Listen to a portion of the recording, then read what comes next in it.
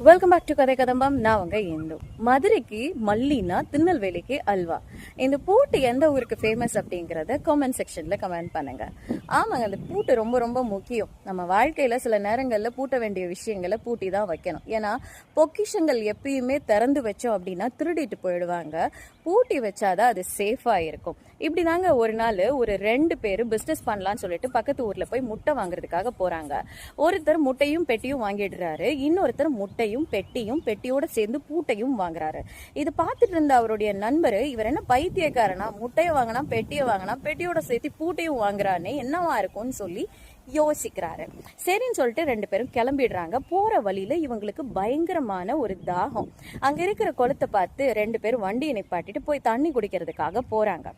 அங்க ஓவரா குரங்குங்க இருந்துச்சு. பூட்டி வச்சிருந்த பெட்டியை அந்த குரங்குங்க ஒண்ணுமே பண்ணல. ஆனா திறந்து வச்சிருந்த பெட்டியில இருந்த எல்லா முட்டைகளையும் எடுத்து ஒரு வழி பண்ணிட்டாங்க. தூக்கி வீசி ஒண்ணுமே இல்லாம பண்ணிட்டாங்க. அப்பதான் அந்த மனுஷனுக்கு புத்தி வருது. ஓ, நம்மளும் ஒரு நல்ல பூட்டை வாங்கி பூட்டி வச்சிருந்தோம் அப்படின்னா நம்ம முட்டைகளும் சேஃபா இருந்திருக்குமே அப்படின்னு சொல்லி யோசிக்கிறாரு. ஆமாங்க, நம்மளும் நம்மளுடைய மனசை சில நேரங்கள்ல பூட்டி வைக்கணும். அப்படி இல்லைன்னா போறவங்க வர்றவங்க எல்லாம் விசிட் பண்ணி அதுக்குள்ள இருக்கிற பொக்கிஷங்கள் எல்லாம் எடுத்து வீசி ஒண்ணுமே இல்லாம பண்ணிடுவாங்க. கடைசியில நம்மள ஒரு எம்டி லேண்டா ஆக்கிடுவாங்க. நம்மளே ஒரு கான்ஃபிடன்ஸ் இல்லாம நம்ம ஒண்ணுமே இல்லை அப்படிங்கிற ஒரு சிச்சுவேஷனுக்கு நம்மளை தள்ளிடுவாங்க.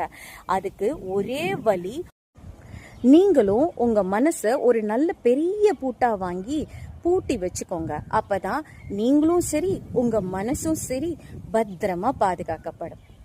நன்றிகள்.